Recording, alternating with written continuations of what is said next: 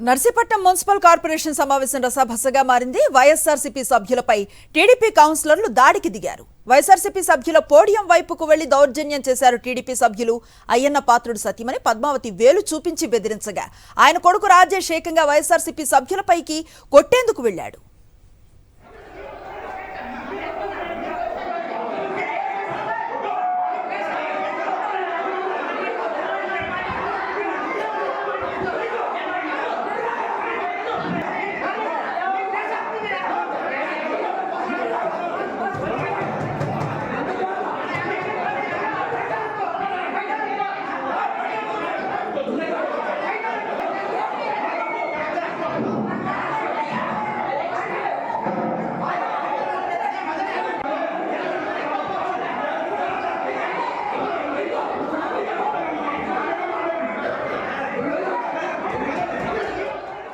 ఇదే ఘటనకు సంబంధించిన మరింత సమాచారాన్ని మా కరెస్పాండెంట్ స్వామినాయుడు అందిస్తారు. స్వామినాయుడు.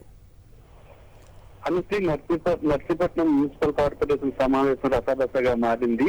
నర్సీపట్నం మున్సిపాలిటీలో ఈ రోజు అభివృద్ధి మీద చర్చ జరిగింది. అయితే ఈ చర్చ సందర్భంగా నర్సీపట్నంలో జరుగుతున్న అభివృద్ధిని జీర్ణించుకోలేని తెలుగుదేశం పార్టీకి చెందిన కార్పొరేటర్లు వైఎస్ఆర్సీపీ కార్పొరేటర్ల మీద దాడికి తెగబడ్డారు.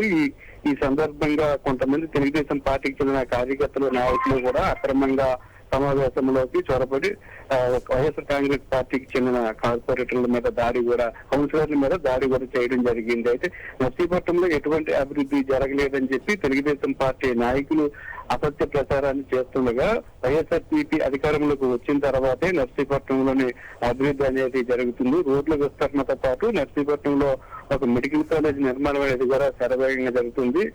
తాండవ నది ఏలేరు కాలువ అనుసంధానం కూడా జరుగుతుంది. 470 కోట్ల రూపాయలతోని అభివృద్ధి అనేది శరవేగంగా నర్సీపట్నం నియోజకవర్గంలో జరుగుతుందని వైఎస్ఆర్సీపీ నేతలు చెప్తున్న నేపథ్యంలోని దాన్ని జీర్ణించుకోలేని తెలుగుదేశం పార్టీకి సంబంధించిన కౌన్సిలర్లు వైఎస్ఆర్సీపీకి చెందిన కౌన్సిలర్ల మీద దాడికి చేశారు.